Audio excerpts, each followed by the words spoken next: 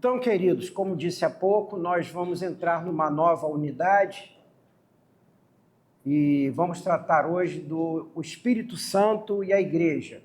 Já estudamos o Pai, o Filho e agora concluiremos a Trindade estudando o Espírito Santo.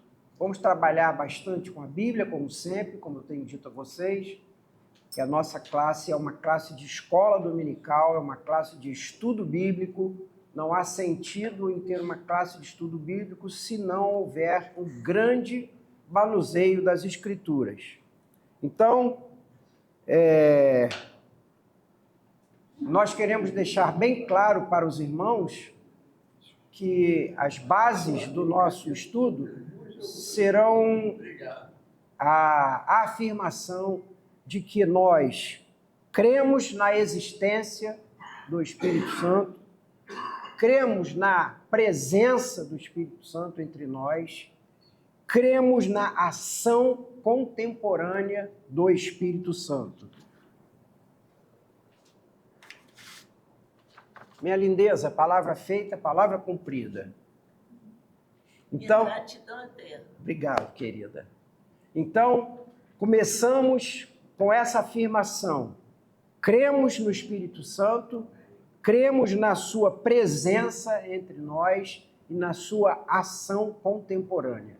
Essas três afirmações são estabelecidas desde o início.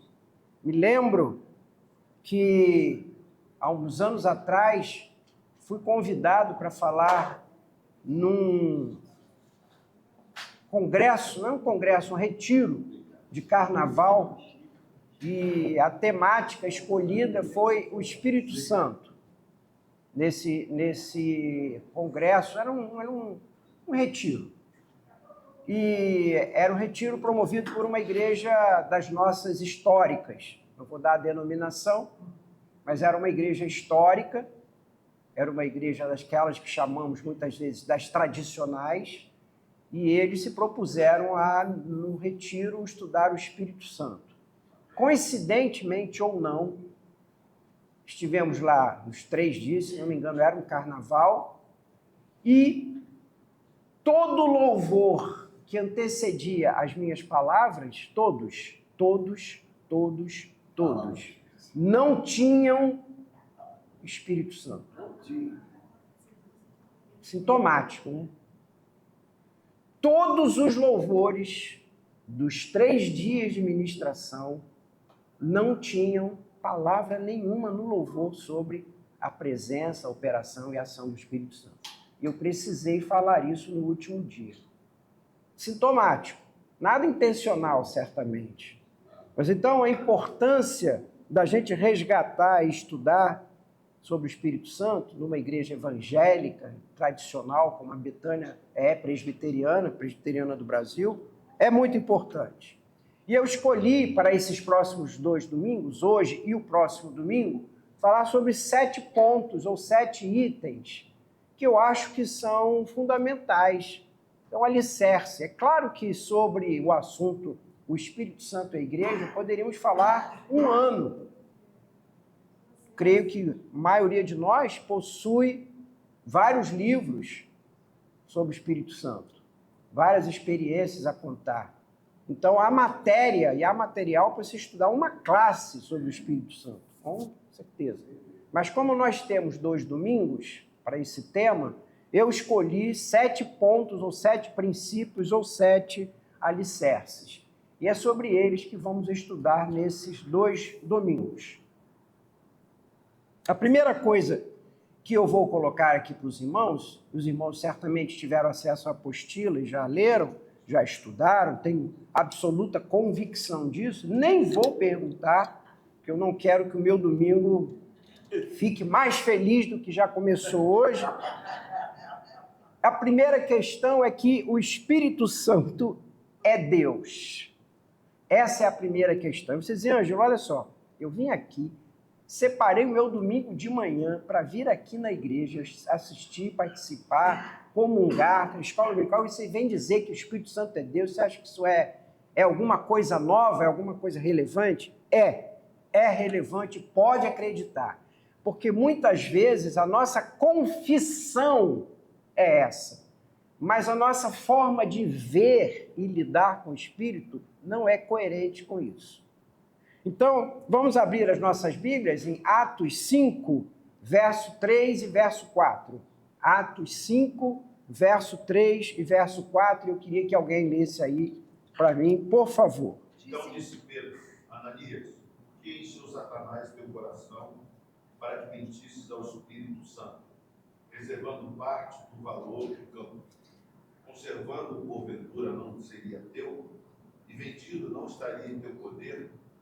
Como, pois, assentaste no coração esse desígnio? Não mentiste aos homens, mas a Deus. Ouvindo essas palavras, Ananias caiu e expirou, sobrevindo grande temor a todos os homens. Então, irmãos, mentistes não a homens, mentistes ao Espírito Santo, mentistes a Deus. De maneira, então, que a afirmação é clara, o Espírito Santo é Deus. Agora, eu fiz algumas anotações na apostila que eu acho que valem a pena a gente considerar. O fato de lidarmos com a Trindade, Pai, Filho e Espírito Santo, algumas coisas, assim, às vezes vão entrando no nosso subconsciente. A primeira é que ele é a terceira pessoa da Trindade, Pai, Filho e Espírito Santo, e pode ficar bem, assim, escondido lá no fundinho, de acharmos que o Espírito Santo é um Deus de terceira. É o Pai, a primeira pessoa, o Filho, a segunda, e o Espírito é a terceira. E o fato de ser a terceira pessoa da Trindade pode dar a ilusão mental de que ele é um Deus de terceira. Há pessoas, e eu vou afirmar isso, não vou citar fatos porque não é o caso, mas há pessoas que dizem, olha, eu estou nesta igreja aqui assim, assim, porque aqui não se fala do Espírito Santo. Ou, ao contrário, dizem, eu vim para cá porque aqui, pelo menos, eu sei que a ênfase está na obra de Jesus. Já ouvia isso, irmãos. Não faço essas carinhas bonitinhas de espanto. Eu vim aqui porque aqui a ênfase é sobre Jesus. Saí de tal lugar assim, assim, porque lá era Espírito Santo, Espírito Santo, Espírito Santo. Eu vim para cá porque aqui é Jesus. Eu quero a igreja que fala de Jesus. Então, a Bíblia nos mostra com muita clareza que o Pai, o Filho e o Espírito Santo são igualmente Deus. Ninguém é mais do que ninguém. Embora o Pai seja o Pai, o Filho é o Filho, obviamente, mas o Espírito Santo é tão Deus ou tanto Deus quanto o Pai e quanto o Filho. Às vezes eu uso uma ilustração muito simplória, dizendo que são 3 irmãos gêmeos, donos de uma grande empresa, uma enorme empresa, cujo sucesso do empreendimento leva que as 3 pessoas, os 3 gêmeos, com a mesma taxa de posse da empresa, para o bom funcionamento do empreendimento, atribuem-se funções. Um fica no escritório, um fica no planejamento, traçando as linhas, o outro irmão gêmeo age, atua, executa, e o terceiro faz a supervisão geral, vendo se tudo aquilo que foi designado, comandado, estipulado, está sendo feito, está sendo mantido, está levando ao seu objeto final. É claro que isso é um exemplo pobre, mas dá a dimensão do fato de que ninguém é mais do que ninguém. Aquele que ficou no escritório e fez o desenho, o planejamento e enviou, não é mais do que o executor, e o executor não é mais do que o supervisor geral, o mantenedor. Então, as 3 pessoas da Trindade, elas são igualmente poderosas, igualmente ocupam igualmente o mesmo posto, a mesma dimensão na Trindade. Isso precisa ser colocado. Mas, às vezes, também não é o fato de ser citado o Espírito Santo como a terceira pessoa. Muitas vezes é o fato de que a própria Bíblia, ao apresentar o Espírito Santo, dá-nos a impressão de algo assim diferente. Quando você diz assim, o Pai enviou, o Filho enviou, dá uma ideia de que o Espírito Santo é um enviado, é um mandado. Vou usar aquela expressão, ele é um boy de luxo, né? O Pai tinha que fazer alguma coisa, aí chama o Espírito Santo, Vem cá, garoto, vem cá, vai ali e faz isso assim para mim. E Jesus diz assim, olha, eu já fiz tudo que era para fazer, fiz o pior. Fui eu que encarnei, eu que morri, tudo. Agora, Espírito Santo, por favor, agora só mantenha o que está aí. Cuidado, porque essas coisas, embora pareçam engraçadas, na nossa mente, no nosso inconsciente, muitas vezes nos leva a nos relacionarmos com o Espírito Santo dessa maneira. E ainda há a questão de que quando a gente estuda a Bíblia, abre a Bíblia, vê que, por exemplo, o Antigo Testamento, ele é rico da presença de Deus, o Pai. O Pai é o protagonista em todo o Antigo Testamento. O Filho aparece como o Messias que vai ser enviado, aquele que vai vir. Ele está sempre prometido. Agora, o Espírito Santo aparece pontualmente, a Bíblia diz. Então, ele veio sobre Isaías e ele viu. Ele veio sobre Ezequiel. Então, o Espírito Santo veio sobre os artífices na construção do tabernáculo. Então, você vê o Espírito aparecendo assim, a conta-gotas, aqui ou ali, agindo pontualmente. Então, no Antigo Testamento, todo o protagonismo dos seus 39 livros está no Deus Pai. Quando você abre o Novo Testamento, você tem 4 livros, os 4 evangelhos, onde Jesus aparece, encarna, nasce, surge, e aí ele é o protagonista. Ele age, ele fala, ele anda, ele dorme, ele expulsa demônios, ele cura, ele ganha aquela magnitude, aquela beleza, aquela importância, e aí morre. Mas ao morrer, nos seus últimos capítulos de João, especialmente, no finalzinho de Mateus, Lucas, Marcos, ele anuncia, agora virá o outro, virá o outro, virá o outro. E esse já falamos aqui, esse outro, essa palavra outro no grego significa um outro igual, um outro da mesma natureza e da mesma importância. Então, esse outro é o Espírito Santo. E aí nós entramos na história da igreja, que vai de Atos até o encerramento de tudo, que é o Apocalipse, aonde o Espírito Santo aparece agindo intensamente. Então, o protagonismo de Atos a Romanos é do Espírito Santo. Então, assim se distribui o protagonismo nas Escrituras. Vamos ver alguns textos, então, irmãos, eu queria que vocês abrissem alguns textos. Por exemplo, 1 de Coríntios 2, versos 10 e 11, e Efésios capítulo 2, versos 19 a 22. Já, vamos acabar de ler o texto? Deus, porém, revelou isso a nós por meio do Espírito, porque o Espírito sonda todas as coisas, até mesmo as profundezas de Deus. Pois, irmãos, também? Pois, isso. Quem conhece as coisas do ser humano, a não ser o próprio Espírito humano que nele está. Assim, ninguém conhece as coisas de Deus, a não ser o Espírito de Deus. Isso. Então, eu gosto desse verso 10, e ele me remete a um capítulo de Salmos muito ligado a isso. Quando você vê aí 2:10, releia aí 2:10, veja que capítulo de Salmo você se lembra. O que está dizendo aí no 2:10 que o Fred leu? Profundidade. Não, está falando sobre uma obra, uma ação do Espírito Santo aí em 2:10. Sonda. Sonda, meu Deus. Senhor, tu me sondas. Salmo o quê? 139. Sabes quando me levanto, quando me assento, de longe conheces. Lembram desse Salmo 139? Então, quem é que está fazendo isso? Quem é esse Senhor que está fazendo isso? O Espírito Santo. O Senhor, tu me sondas, é a pessoa do Espírito Santo, porque é seu ministério sondar, perscrutar, entrar, fazer aquela leitura do código de barras do nosso coração, fazer a nossa leitura do coração, das intenções, dos pensamentos.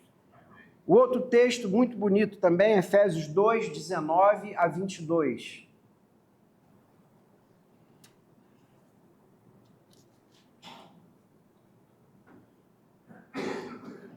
Assim vocês não são mais estrangeiros e peregrinos, mas concidadãos dos santos e membros da família de Deus, edificados sobre o fundamento dos apóstolos e profetas, sendo ele mesmo, Cristo Jesus, a pedra angular.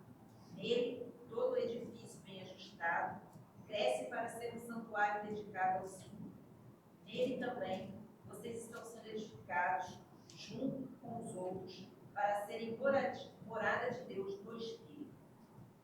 Serem morada de Deus no Espírito. Então, outra presença, outra ação divina, que é a morada de Deus em nós, pela ação do Espírito Santo.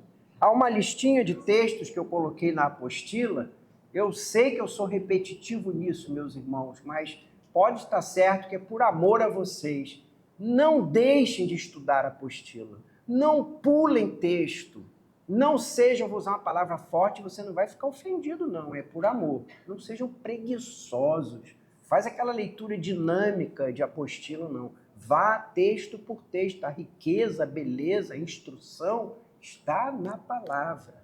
Ok? Então, a primeira coisa é que ele é Deus. A segunda coisa é que o Espírito Santo é uma pessoa. São 3 pessoas, o Pai, o Filho e o Espírito Santo. Então, o Pai é uma pessoa, o Filho é uma pessoa e o Espírito Santo é uma pessoa. 1 de Timóteo 4, 1 e 1 de João 5, 6. 1 de Timóteo 4, 1, 1 de João 5, 6. Ora, o Espírito afirma expressamente que nos últimos tempos alguns apostarão da fé por obedecerem a espíritos enganadores e a ensinos de demônios.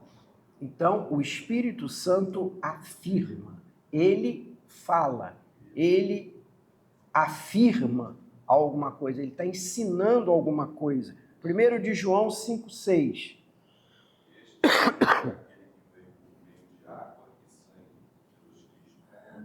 Ele não veio somente com a água, mas com a água e com o sangue. O Espírito é o que dá testemunho. O Espírito é a verdade. O Espírito Santo é a verdade, mas nós já vimos lá em João que Jesus diz, eu sou o caminho, a verdade e a vida. Mas ele diz ao mesmo tempo, eu e o Pai somos um. Então, nessa equação matemática, se Jesus diz que ele é a verdade e diz que ele e o Pai são um, então o Pai também é a verdade. E agora o Espírito Santo é a verdade. Estão entendendo essa correlação? Quem são aqui os que conhecem a equação matemática? É isso? Então, ele é um com o Pai e com o Filho.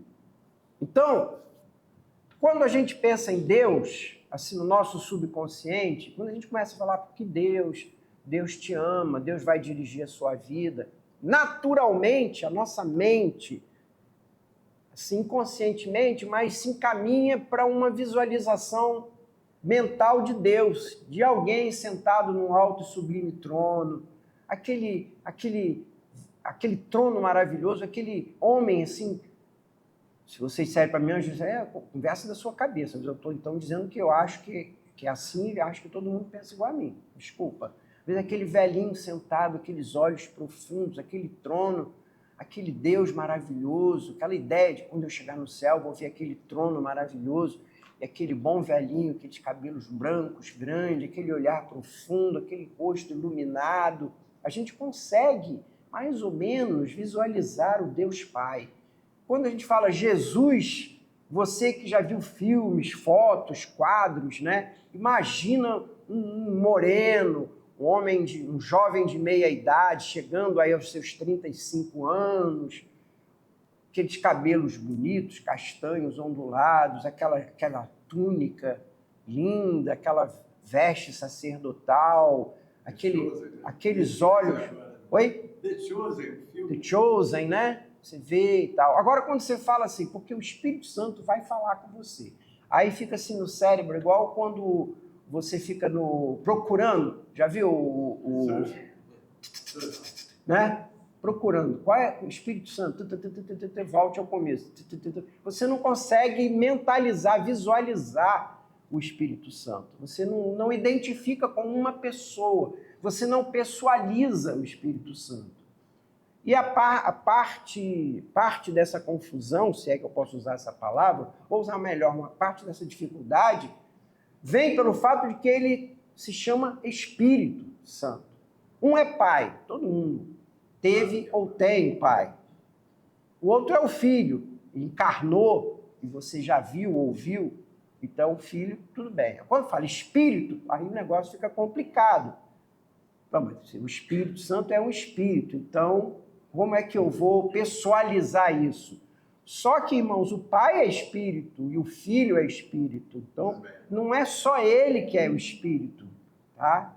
Aí eles chamam Espírito Santo, mas só ele que é santo? O pai é santo, o filho é santo e ele é santo. Então, não é uma atribuição única do Espírito Santo ser espírito e ser santo. Eles são igualmente. João 4:24. Alguém me pediu para dar uma palavra, eu já vou... Não, antes de você. Já vou te dar. Deixa eu só ler esse texto aqui. João 4:24.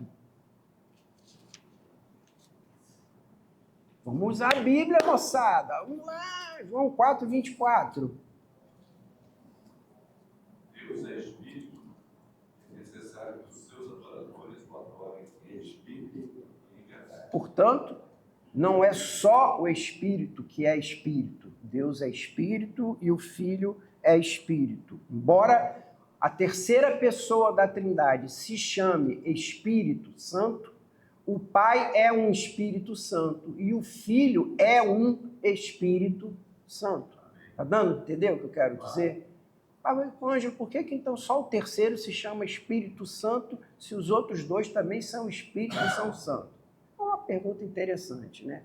Vou falar rapidamente sobre isso.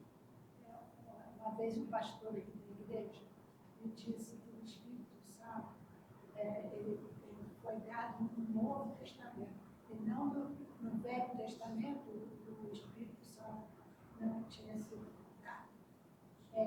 Abraão tinha o Espírito Santo? Tinha. Ele não era morada ainda, mas o Espírito Santo... Você abrir Gênesis 1 e 2, diz que o Espírito pairava sobre a face da água. Esse pairava aí é o verbo hebraico que diz ele chocava. Ele... Fala-se tanta coisa, minha irmã. Talvez não tenha se expressado exatamente. O Espírito Santo foi enviado, né, irmã? Vamos botar aí vamos objetivar para a gente não... Irmã, vamos objetivar. O Espírito Santo foi enviado para morar definitivamente, segundo as promessas de Deus desde o Antigo Testamento, para morar conosco definitivamente e em vós. Essa é a diferença, tá? O Espírito Santo está conosco desde sempre. Sei, mas desculpa, porque o Ed disse que eu não entendi. Pode ser, eu posso afirmar, mas ele disse com essas palavras. Sim, minha querida, não estou discordando do que ele disse. Eu acho que pode ter havido, não sei quem foi, mas pode ter havido uma questão mera de comunicação. Mas a irmã já amadurecida, já sabe que o Espírito Santo está conosco desde o Antigo Testamento. Porque eu sabia. E continua sabendo. Fala, Fred. Só uma coisa que ainda está no período. Te matou? Impactou. Impactou. Matou as minhas dúvidas. Ótimo. Romanos 8:9 diz assim: quem não tem o Espírito não tem Deus. Isso. Então, sabe o que esse estudo me deu? A importância, como é que se pode viver vida cristã sem a noção do Espírito Santo? Isso. Pela Bíblia é impossível. Impossível. Impossível. Todos esses que você falou do início aí não estão vivendo um arremedo de vida cristã. Isso. Vivendo só no Pai e no Filho. Isso. Mesmo que ele não saiba, ele está dentro. E mesmo esse irmão nosso que faz essas afirmações por uma limitação do seu entendimento, ele tem também dentro dele o Espírito Santo. Senão não seria do povo e não seria nosso irmão. Alguém aqui fez um sinalzinho para mim? Sim, vamos lá. Se é complexo para um adulto entender, Imagine uma criança. Sim. E a por volta de 5 anos, ouvindo essa história de bíblicas, ela começou a perguntar: como é que pode, vovó? Espírito é Deus e Pai. Ela fazia perguntas atrás de perguntas. Sim. Aí eu explicava, tentava explicar Sim. na linguagem dela. Ela não ficava satisfeita e ia para o pai. O pai explicava, daqui a pouco ela voltava. Hoje ela tem 7 anos. De vez em quando ela volta a essa questão. Sim. Não é fácil explicar. Não é fácil. Essa é uma futura Fred na escola dominical. É uma inquisidora profissional. É um raciocínio brilhante. É alguém superdotado. Difere da maioria. Criança de altas Altas habilidades. Está aqui, ó. Altas habilidades. Então, o que acontece? Às vezes a gente tem que apelar para aqueles exemplos simplórios que a Bíblia diz que... A Bíblia não, perdão. Alguns estudiosos dizem, não faça isso. Não ouse fazer comparações, porque nenhuma delas dá para explicar. Mas às vezes a gente usa para aquela da água, né? Água líquida, o gás e o gelo, né? Então, ó, a água, ela pode estar sob a forma de líquido, pode estar sob a forma de nuvem, pode estar sob a forma de gelo. Mas é água em todo o tempo. São 3 formas da água, né? Isso é um exemplo antiquíssimo, né? Muito eficaz. Sim, pois não, querido. É a última para a gente prosseguir, hein? Sobre o Espírito Santo está na época do pacto de obra, né? E em Gênesis fala, aqui, ó, em Gênesis 2, e a terra era sem forma e vazia, e havia trevas sobre a face do abismo. E o Espírito de Deus se movia sobre a face das águas. Isso. Deus já era o Isso, exatamente. Então, essa foi o que eu acabei de dizer há pouquinho. Quando esse texto diz ele se movia sobre a face das águas, e há versões que dizem pairava sobre a água, e a expressão no hebraico é uma palavra usada para chocar. É aquele que cuida, guarda e conserva, preserva, que é a ação presente em todo o tempo do Espírito Santo, né? É de estar guardando, conservando, preservando, amadurecendo. Como faz hoje com a igreja, o Espírito Santo hoje paira sobre a igreja, nesse sentido aí da palavra. O Espírito Santo está guardando, aquecendo, cuidando, preservando, reunindo, que é a mesma expressão do chocar, da galinha que bota debaixo de si não só os ovos, mas os pintinhos recém-nascidos. Essa é a expressão no hebraico. Que Jesus usou. Certo, meu posto Piranga? Certo. Então, Jesus usou essa expressão como de Jerusalém embaixo, ele lá em cima. Isso. Então, Quantas vezes quis ajuntar vocês com uma galinha? com uma galinha, isso. Viu? Salmo 51, Salmo 51. versículo 11. Versículo 11. Não me repulso da tua presença, nem me retires o Santo Espírito. Isso. Vai ajudar a irmã lá. Carmen, tá. Salmo 51. Nem retires de mim o teu espírito. Não, eu concordo plenamente. Quando o pastor me falou isso, Sim, eu não aceitei. certo. Mas deve ter sido uma questão só de expressão. Comunicação. Então, a primeira dificuldade para nós de ver a pessoalização está mais ou menos nessa questão da terminologia, né? Então, eu disse assim, por que só ele chama de santo se o Pai é santo e o Filho é santo? Porque na distribuição de tarefas, coube à terceira pessoa a obra de santificação. Quem faz a obra de santificação, quem aplica às nossas vidas a obra da cruz, é o Espírito. Então, ele é o Espírito Santo, porque quer dizer que ele é o Espírito que faz a obra de santificação. Tá? E ele é chamado Espírito também porque Espírito no hebraico é a mesma palavra de sopro ou vento. Então aí a gente começa a entender por que muitas vezes no Novo Testamento o Espírito aparece por meio de um sopro, de um vento, de uma força impetuosa, porque essa obra do Espírito Santo, que é... eu já estou entrando um pouquinho nos próximos temas, mas se você já leu na apostila, estou sendo redundante com você, é que essa vida que é concedida e que é mantida pelo Espírito Santo, essa obra sua de vivificação, de doar vida, ela, em toda a Bíblia, é dado pelo Espírito Santo. E é sempre num sopro de Deus. Então, desde Gênesis, todas as expressões de sopro, de vida, que foram ações de Deus, foram operações do Espírito Santo. Então, quando ele diz que Deus fez o Adão, o homem da terra, e fez ele vivente, o seu sopro do Espírito que o vivificou.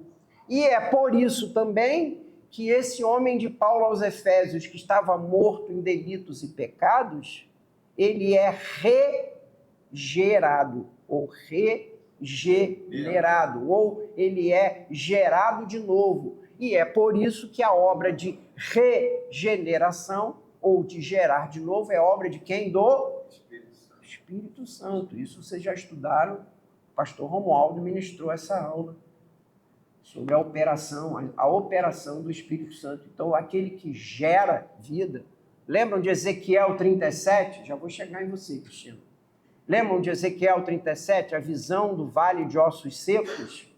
Quem lembra aí desse texto? A visão do vale de ossos secos. E aí ele diz assim, você por acaso crê que esses ossos podem reviver? Ele diz, Senhor, tu sabes. Então ele diz, então profetiza. Vem dos quatro ventos, ó Espírito, e sopra sobre eles para que vivam. Então, quem doa a vida, quem revivifica, quem aviva, obra de avivamento da igreja é obra de quem? Do Espírito Santo. Quem doa a vida, quem gera a vida, quem mantém a vida é o Espírito Santo. Não é tão difícil assim, né, irmãos? Cada um aqui com seu QI de 97 para cima, entendeu isso com muita simplicidade. É a obra do Espírito Santo. Sim, Cristina, depois eu venho a você, tá, minha filha? No Novo Testamento, a palavra para Espírito Santo é pneuma, do início ao fim? Não, só onde há grego. Não, no grego, é no grego. É. Sempre pneuma. Sim, sim. Tá, só isso para a senhora. Fala, minha querida. Ângelo, quando uma criança ainda está no útero da mãe, ela já tem vida. Então ela já tem o Espírito Santo. É uma pergunta maravilhosa. Desde quando e em que momento o Espírito entrou nessa pessoa? Não sei. Não sei. Ângelo, Sim. talvez seja bom citar que na Igreja Católica, a única menção de forma física do Espírito na Bíblia, ele apareceu na forma de pomba, Sim. né? Desceu sobre Jesus. Então, os católicos, eu fui católico por tempo, não sei se você sabe. Uhum. Então, eles representam pela pomba. Sim. E realmente, a Bíblia permite essa corporeidade única. Sim. Agora, o que você está falando é muito superior a isso. Aham. Por isso que eu fiquei até agora para não falar, para não confundir. Porque Aham. é muito mais importante o conceito do Espírito do que a forma corpórea. Isso. Então, muito bem, Fred, como sempre. Suas intervenções são sempre boas. Então, o que acontece é que essa dificuldade que as escrituras involuntariamente, obviamente, produzem quando fazemos a leitura, de não ver a pessoa, nos leva a ter essa dificuldade de ver o Espírito Santo como uma pessoa, que às vezes ele é um vento, às vezes ele é um fogo, às vezes ele é um poder, às vezes ele é uma pomba, como aquela que desce sobre o Senhor na ocasião do seu batismo, né? Mateus 3, de maneira que há momentos em que as formas diferentes da ação do Espírito nos leva a ter essa dificuldade de visualizar a personificação do Espírito Santo. E é interessante que vocês entendam que quando as Escrituras usam essas formas diferentes, está querendo ali identificar mais a forma, a ação, o fato que está acontecendo, que está sendo executado pelo Espírito, do que simplesmente tentando caracterizar o Espírito como isso, como um fogo. Ou ele é um fogo que aviva, ou ele é um fogo que purifica. Na maioria das vezes é um fogo purificador. Então, cuidado quando você pede que o Espírito Santo venha como fogo sobre a sua vida, tá? O fogo é juízo. O fogo é queimar. Então, né? Senhor, manda sobre a minha vida o fogo do Espírito. Cuidado com o que você pede, ele manda, hein? Mas ele vai descer para queimar, não é isso? Cuidado, né? Não descansar no Espírito Santo. O Espírito Santo fica triste. Isso. É o próximo ponto. Isso. Nós estamos agora entrando nessa questão da pessoalização do Espírito. E aí eu coloquei na apostila as ações ou reações do Espírito que deixam claro que ele é uma pessoa. Por exemplo, ele sente ciúmes por nós. Tiago 4,5 diz que ele sente ciúmes. O Efésios 4,30, o texto que a Carmen lembrou aqui, não entristeçais o Espírito. Ele pensa, ele ensina. João 14:26, aliás, a apostila de vocês saiu como João 4:16, é 14:26 o texto que está lá, certamente vocês tiveram dificuldade de achar quando leram, mas é João 14:26, o Espírito Santo vos ensinará todas as coisas. O Espírito Santo nos ajuda em nossa fraqueza, Romanos 8:26, João 16:13, ele vos guiará a todas as coisas. O Espírito Santo tem vontade própria, algo que é pessoal, ele tem vontade própria. 1 Coríntios 12:11, quando fala sobre a distribuição de dons, diz assim, o Espírito Santo distribui os dons como lhe apraz. Ou seja, ele distribui os dons como ele tem vontade, como ele quer que seja feito. É a vontade do Espírito. Perdão. Então ele tem vontade própria. Atos 16:6. Alguém pode ler, por favor? Atos 16:6.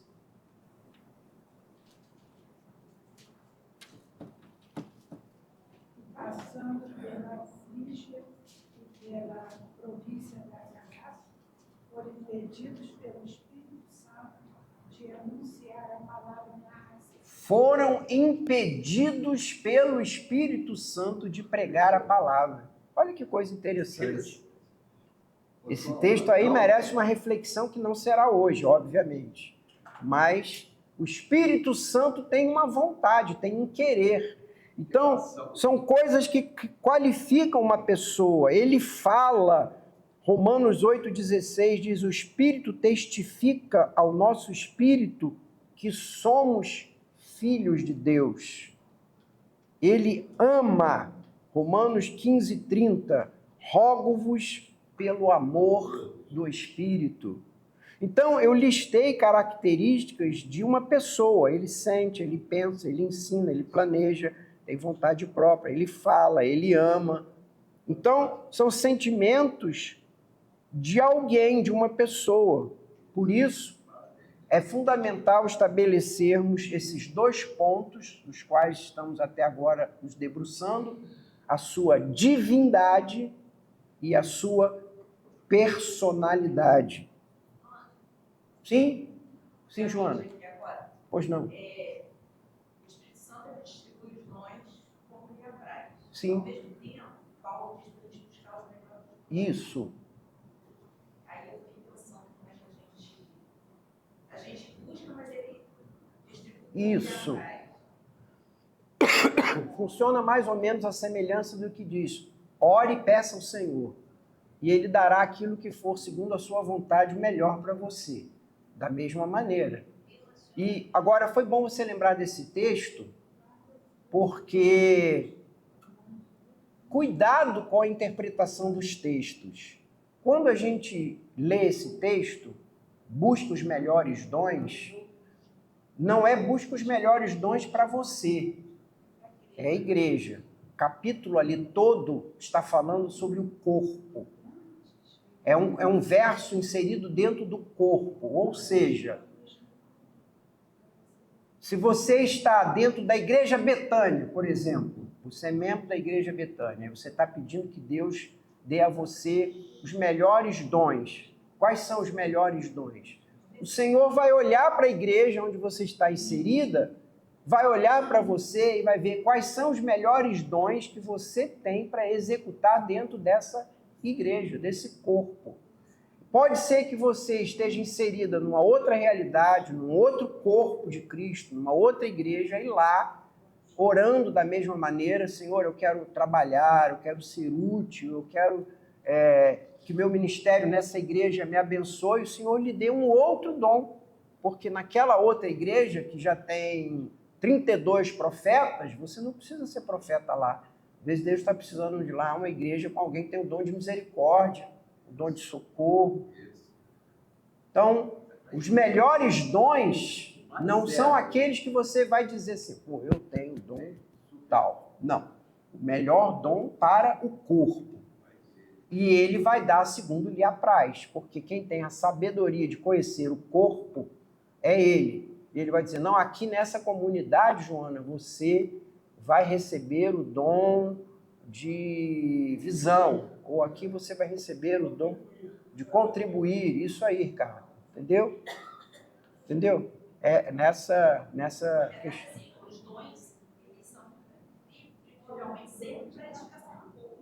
Sim, os dons, como eu boto aqui na apostila, não são adereços. São ministérios. Você está errado, né? São o que é um adereço. Essa coisa mudou minha cabeça. São capacitações. Para o bem dele. Em todo tempo, dom está ligado a serviço. Dom não está ligado à admiração. Olha, aquela irmã, ela é cheia de dons. Ela já começou a perder dom aí. Já começou a perder dom. Já tirou um aí. Entendeu? Então, assim, dom é uma capacitação. Quando você recebe dons, é para serviço. Serviço. Então, cuidado. Ricardo pediu a palavra, Marquinhos pediu a palavra aí? Não? Eu falei ali agora com você, senhor, quando contribuía de uma forma mais ou menos jocosa, mas não, olha, aqui na nossa igreja, você conhece, não, na nossa época, um jovem, ele orava e pedia a Deus muito dinheiro, ele queria ajudar o indivíduo dessa forma. Deus deu muito dinheiro para ele e ele sabe que ele ajuda muito a igreja de Deus com o conselho que Deus tem direcionado para ele. Então, sim. Às vezes a gente, pouca gente valoriza isso, né? Esse tipo de coisa muito pede, mas Deus tem, às vezes, o Espírito Santo quer distribuir, às vezes, esse dom para você. Então, a pessoa, quando pedir a Deus, os dons têm que estar abertos para aquilo que Deus quer manifestar na sua vida. Aquele dom, que às vezes ele tem um dom para você que você não quer cultura, ele quer te dar aquele dom, não, porque é de acordo com a vontade dele. Isso, segundo lhe apraz, né? Nesse sentido aí, exatamente. Então, pois não, querido. Ele está incluído no Espírito Santo, porque eu me refiro muito ao Espírito Santo. Sim. Quando você fala Deus, você e a Bíblia, todas as vezes que você ora a Deus, você está orando a Trindade, Pai, Filho e Espírito Santo. Se você pessoaliza, ó Pai, ó Jesus, ó Espírito, você já pessoalizou. Mas quando a Bíblia usa a expressão Deus então enviou, Deus mandou, Deus falou, se a palavra não está no original pessoalizando ou Pai, ou Filho, ou Espírito Santo, está falando do Deus Trino. Entendeu? E aí já vem uma pergunta que naturalmente é feita em aulas desse tipo. Mas eu posso orar ao Espírito Santo? Se Jesus disse, Pai, orareis assim, Pai nosso que estás no céu. Então eu não posso orar a Jesus, não posso orar ao Espírito. Ele mandou orar ao Pai. Cuidado, irmãos. Pode orar o Filho e pode orar o Espírito, tá? A palavra ali não está dizendo que você só pode orar assim. Você pode orar o Espírito, sim. Tanto que o Pai ensinou o profeta Ezequiel a a orar, chamando o Espírito para vir sobre o exército de ossos secos. Sim? O Espírito Santo ele fala através da palavra e até através de ele, certo? Sim. Às vezes, quando eu estou orando, com a minha experiência pessoal, quando eu estou orando, olhando a palavra, eu consigo sentir aquela presença mais forte, aquela presença que arrepia. Sim. E em vários momentos dessa presença, você estava falando sobre o fogo. Sim. É um fogo irresistível. Sim. É um fogo que a gente sente que dá vontade só glorificar Deus e falar santo, santo, santo, não sei explicar como. E ao mesmo tempo é um fogo que você quer sentir mais, mas que dá um pouco de medo, porque é uma presença fora do comum, que você não tem controle sobre ela que tem controle sobre você. E eu acho que esse é o caminho do batismo com o Espírito Santo. O caminho que a gente fala sobre batizar com o Espírito Santo é quando ele nos toca com esse... Essa é a propaganda para a aula que vem. Viu? Você, antes de acabar a aula, já fez o chamado para a próxima aula. Tá bom? Vou deixar você em suspense. Sim? Oi? A gente não tem controle sobre isso. Nós temos controle, o Espírito Santo está sujeito a ser profeta. Nós temos um controle para não exacerbar. Porque às vezes o Espírito vem e você sente uma coisa muito forte, mas... Às vezes tem, Ricardo, às vezes não tem, não. Nem sempre você tem controle sobre a obra e a ação do Espírito Santo. Muitas vezes não tem. Não. Não tem. Muitas vezes não. Soberania de Deus, Ricardo. Deixa eu fazer uma pergunta. Quem aqui não tem esse meu livro sobre o Espírito Santo? Quem não tem? Quem não tem? Quem não tem.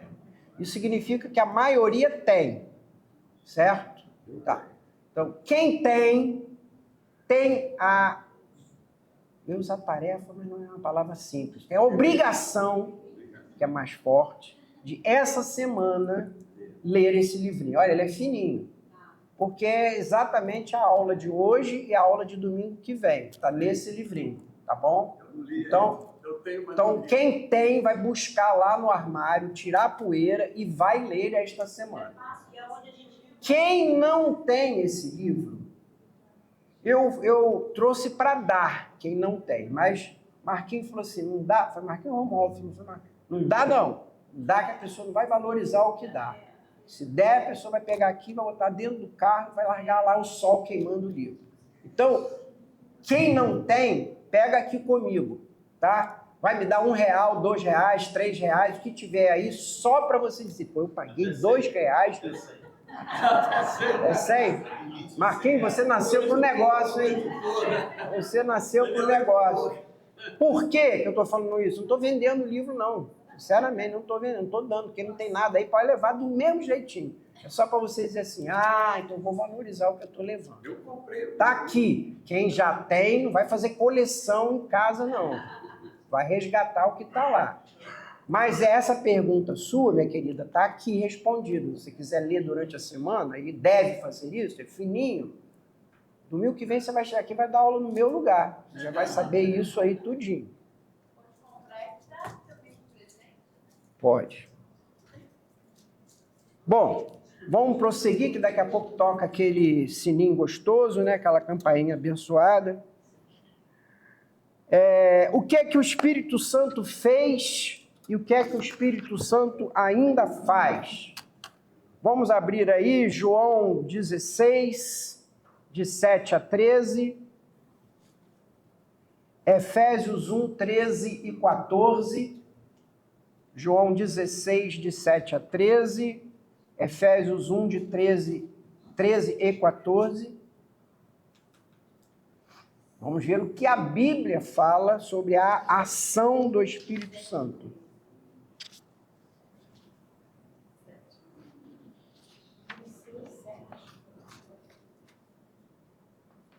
Pode ler quem encontrou. Mas eu lhes digo a verdade, é melhor para vocês que eu vá, porque se eu não for, Consolador não virá para vocês. Mas se eu for, eu enviarei a vocês. Ele mesmo, né? Quando ele vier, convencerá o mundo do pecado, da justiça e do juízo. Do pecado, porque eles não creem em mim. Da justiça, porque eu vou para o Pai e vocês não me verão mais. Do juízo, porque o príncipe deste mundo já está julgado. Amém. Amém. Amém. Palavra poderosa. Palavra poderosa. Efésios 1, 13 e 14. Então, vamos alinhavando essas coisas. Ele virá para convencer do pecado, da justiça e do juízo. Ele vem para dar em nós o toque de renascimento, o toque do arrependimento. É ele quem conduz o homem ao arrependimento. Efésios 1, 13 e 14. Nele também vocês, depois que ouviram a palavra da verdade, pelo evangelho da salvação, tendo dele também crido, receberam o selo do Espírito Santo da promessa. O Espírito é o penhor da nossa herança, até o resgate da sua propriedade e no louvor da sua glória. Ele é o selo e o penhor. Já falamos isso aqui, mas não é demais falar novamente. O selo é a marca de autenticidade. É exatamente o que Fred falou agora há pouco. É ter o Espírito, é do Senhor. Não tem o Espírito, não é do Senhor. É o anel do rei. É a sua identidade. Tá? Então, o Espírito Santo em você é a forma que Deus e o mundo podem reconhecer que você é do Senhor, é a presença do Espírito. Mas além de ser o selo, diz que ele é o penhor. E o penhor, nesse sentido cartorial que Paulo usa, é o sinal de entrada. É a primeira parcela paga. É igual você ir nas Casas Bahia e comprar alguma coisa e dizer, leva, entrega lá em casa que é meu. Peraí, você não pagou nem a primeira parcela ainda, nem o sinal. Então, o que torna algo seu, que garante que é seu, que você volta para resgatar, é o penhor, ou a primeira parcela, ou a garantia. Então, se o selo é a autenticidade, o penhor é a garantia de retorno ou resgate. O Espírito Santo em nós, o Espírito Santo habita em nós. E essa é a garantia, não somente de que somos do Senhor, como o Senhor nos resgatará eternamente. Romanos 8,16.